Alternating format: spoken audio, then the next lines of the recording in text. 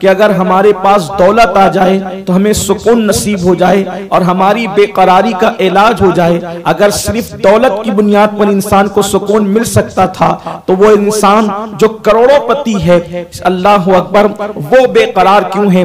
नर्म नर्म गद्दों पर, अल्लाह अकबर, एक गरीब इंसान और एक मुफलिस इंसान जिस मकान का तसव्वुर नहीं कर सकता, उससे बहुत खूबसूरत कमरों में भी लोग करवटें बदलते हैं, लेकिन उनको चैन और सुकून की नींद नहीं आती। मेरे प्यारे आका सल्लल्लाहु अलैहि वसल्लम के प्यारे दीवानों, कभी इंसान ये तसव्वुर करता है लिबास अच्छा हो तो सुकून आए, मकान अच्छा हो तो सुकून आए। कभी इंसान ये तसव्वुर करता है कि अगर घर के अंदर औलाद बहुत ज्यादा तादाद में हो, बेटे ही बेटे हों, तो भी इंसान को सुकून मिल सकता है। लेकिन याद रखें, बेटों का बाप भी परेशान है, बेटियों का बाप भी परेशान है, दौलतमंद भी परेशान है, गरीब भी परेशान है, मालदार भी परेशान है, मजदूर भी परेशान है।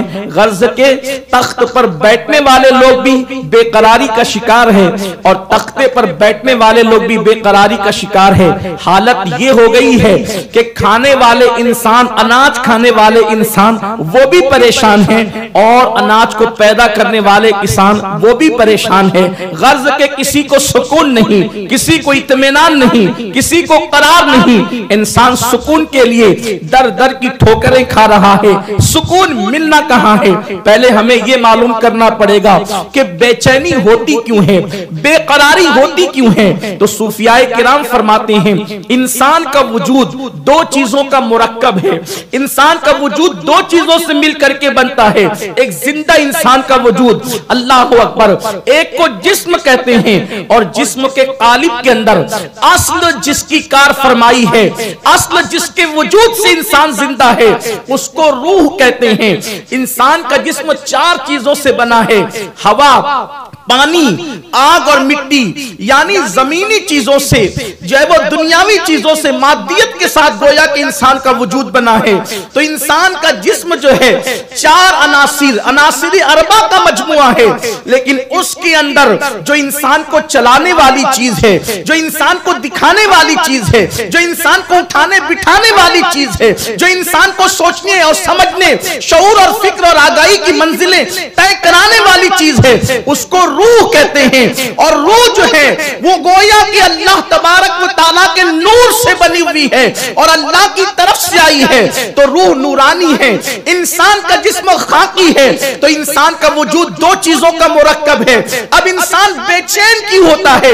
रूह बेचैन होती है तो इंसान बेचैन होता है, रूह बेकरार होती है तो इंसान बेकरार होता है। अब रूह क्यों बेकरार होती है? रूह के बेकरार होने की वजह क्या है? इंसान जमीन पर है, इंसान अनासिर अरबा का जो है मुरक्कब है, लेकिन रूह अल्लाह की तरफ से है। मेरे अल्लाह ने फरमाया, व नफख्तु फी मिन रूही, कि मैंने अपनी रूह तुम्हारे अंदर अता फरमाई है, अपनी तरफ की रूह तुम्हारे अंदर डाली है, जिसको अमरे रब्बी भी कुरान ने कहा है। मेरे आका सल्लल्लाहु अलैहि वसल्लम के प्यारे दीवानों, तो रूह की बेचैनी इंसान को बेचैन करती है और रूह का सुकून इंसान को सुकून अता करता है। तो चूंकि रूह जो है आलमे बाला से आई है, आलमे मलकूत से आई है, अल्लाह के कुर्बे खास से आई है, तो चूंकि रूह गुनाह को पसंद नहीं करती, रूह की फितरत में गुनाह नहीं, रूह की फितरत में जो है अय्याशी नहीं, रूह की फितरत में आवारगी नहीं, रूह की फितरत में खुदा से बगावत नहीं, रूह की फितरत में हराम खाना नहीं, रूह की फितरत से गाली गलौच नहीं, रूह की फितरत से, फितरत के अंदर जो है अल्लाह तबारक व तआला से दूरी नहीं। तो अल्लाह अकबर, जब इंसान गुनाह करता है तो रूह बेचैन होने लगती है। जैसे एक इंसान अगर वो माली हो और उसको हमेशा खुशबू में रहने की आदत हो, या वो अत्तार हो, इत्र की दुकान का मालिक हो और वो इत्र बेचने वाला, इत्र फरोश हो, तो उसको सुकून जो है खुशबू में मिलता है। अगर थोड़ी देर के लिए उसको बदबू मुसल्लत कर दी जाए तो वो भागने लगेगा, वो बेचैन हो जाएगा, वो बेकरार हो जाएगा। अब पता चला इंसान की असल बेचैनी की वजह अल्लाह से बगावत है, रब तबारक व तआला से दूरी है, गफलत की जिंदगी है, गुनाह की जिंदगी है। सुकून तलाश करने वाले इंसानों को अल्लाह अकबर नींद की दवाइयां लेने की बजाय, नींद की गोलियां कुर्बानियां लेने की बजाय सुकून के मुतलाशियों को अपनी रूह की गिज़ा का ख्याल करना चाहिए। अगर कोई होशियार इंसान ये चाहे कि वो मछली को दरिया से निकालकर मखमल के बिस्तर पे डाल दे, तो आप मुझे बताएं, क्या कोई ये तसव्वुर कर सकता है कि दरिया से निकलने के बाद मछली को सुकून मिलेगा और नरम गद्दों पर वो तड़पेगी नहीं, बल्कि इत्मीनान की सांस लेगी? इसलिए कि कुदरत ने मछली को ये फितरत दी है कि मछली को करार नरम गद्दों पर नहीं आता, मछली को करार चादरों में नहीं आता, मछली को करार तो पानी में आता है। उसका मामन पानी है, उसकी मवद्दतों का मरकज पानी है, उसकी मोहब्बतों का मरकज पानी है। मछली को करार पानी में है, वहशियों को करार जंगल में है, इसी तरीके से परिंदों को करार हवाओं में है। अल्लाह अकबर।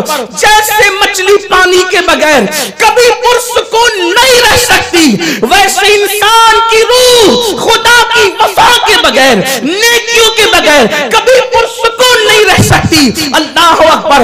आप पूरी तारीख इंसानी को उठाकर देख ले, गारों के अंदर बैठने वाले अल्लाह के औलिया, अल्लाह के बरगज़ीदा बंदे, जिनकी हड्डियां और चमड़ा एक हो जाया करता था और गोश्त नजर नहीं आता था, मगर वो इतने पुरसुकून होते थे कि अल्लाह अकबर। साहिबे तख्त और ताज को जो सुकून नहीं मिलता था, वो गारों में बैठने वाले तन्हा अल्लाह के वली पर सुकून नजर आते थे। वजह क्या थी? वजह यही थी कि उन्होंने कभी अल्लाह से बगावत नहीं की, उन्होंने कभी नाफरमानी नहीं की, उन्होंने हर वक्त अपना रिश्ता अल्लाह तबारक व तआला से जोड़े रखा।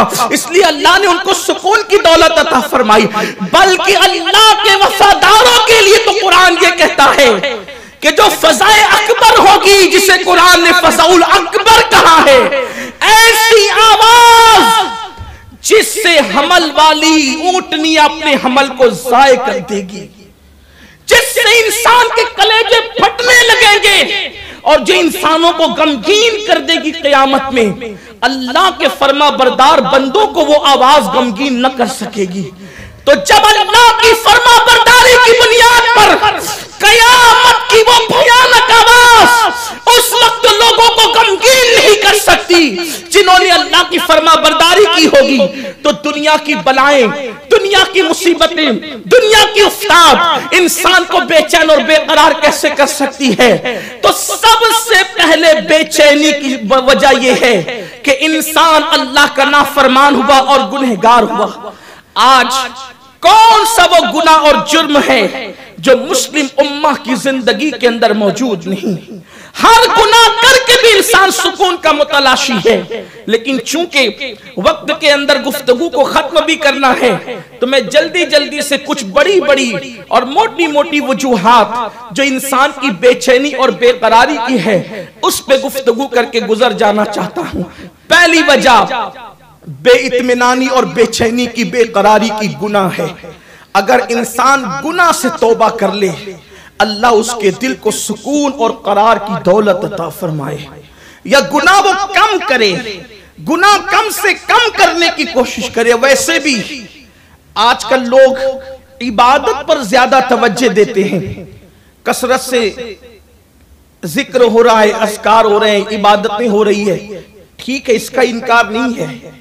लेकिन अल्लाह के नजदीक कसरत इबादत से बढ़कर अगर कोई अमल है, नेकियों की कसरत और इबादत की कसरत से बढ़कर अगर कोई अमल है, तो वो गुनाहों से बचना है। इसलिए कि इंसान गुनाह से अगर बचे तो अल्लाह तबारक व तआला, गुनाह से बचना खुद इतनी बड़ी नेकी है कि नेकियां उसका मुकाबला नहीं कर सकती। मिसाल के तौर पर अल्लाह के रसूल सल्लल्लाहु अलैहि वसल्लम फरमाते हैं कि अगर किसी मर्द की नजर किसी औरत के हुस्न पर पड़े और वो इस तसव्वुर के साथ नजर फेर ले कि अल्लाह देख रहा है, उसी वक्त अल्लाह उसके सारे गुनाहों की मगफिरत कर देता है। एक गुनाह से बचना कभी कभी सारे गुनाहों से मगफिरत का सबब बन जाता है। इसलिए गुनाह से बचना अल्लाह के नजदीक बहुत बड़ी नेकी है। इसीलिए अल्लाह ने जब अपनी दोस्ती का जिक्र किया, विलायत का जिक्र किया, तो ये नहीं फरमाया कि हम नेकों को वली बनाते हैं, कहीं पर पूरा कुरान उठाकर देख लें, कहीं पर यह नहीं है कि नेकों को वली बनाते, नहीं, जहां जहां भी विलायत का तस्करा है वहां तकवा का जिक्र है। जैसा कि कुरान कहता है, अला इन्ना औलिया अल्लाहि ला खौफुन अलैहिम वला हुम यहज़नून। उनकी पहचान क्या है? अल्लदीना आमनू व कानू यत्तकून, वो ईमान वाले और तकवा वाले हैं। फिर एक मकाम पर फरमाया, इन औलियाउहु इल्लल मुत्तकून, अल्लाह के औलिया तो मुत्तकी लोग ही हुआ करते हैं। तो आखिर नेक को वली क्यों नहीं, मुत्तकी को वली क्यों? अबरार और मुत्तकी में फर्क क्या है? नेक और मुत्तकी में फर्क क्या है? जो नेकी करे वो गुनाह भी कर सकता है, लेकिन मुत्तकी उसको कहते हैं जो अपने आप को गुनाहों से बचा लिया करता है। इसीलिए अल्लाह ने जब विलायत का जिक्र किया तो अबरार का जिक्र नहीं किया, बल्कि तकवा का तस्करा फरमाया। मेरे प्यारे आका अलैहिस्सलाम के प्यारे दीवानों, इसलिए अगर बेचैनी और बेकरारी से बचना है, देखिए मैं ये तो नहीं कहता, ना मेरा मसलक ये कहने की इजाजत देता है, क्योंकि हमारा मसलक तो सरापा अदब है। मैं ये नहीं कहता कि हाँ हजरत आदम अलैहिस्सलाम से खता हुई, ये नहीं कहता, बल्कि मैं ये कहता हूं कि वो खता इज्तिहादी थी या लग़्ज़िश पैगंबराना थी। मगर हजरत आदम थे कहां? जन्नत में, जन्नत में थे, और लग़्ज़िश पैगंबराना की बुनियाद पर जन्नत से बाहर किए गए।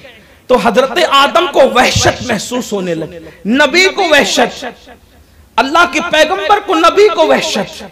आप अंदाजा करें, जब अबुल बशर जो मासूम है अगर एक लग़्ज़िश पैगंबराना करे तो उनका दिल बेचैन हो जाए और बेकरार हो जाए।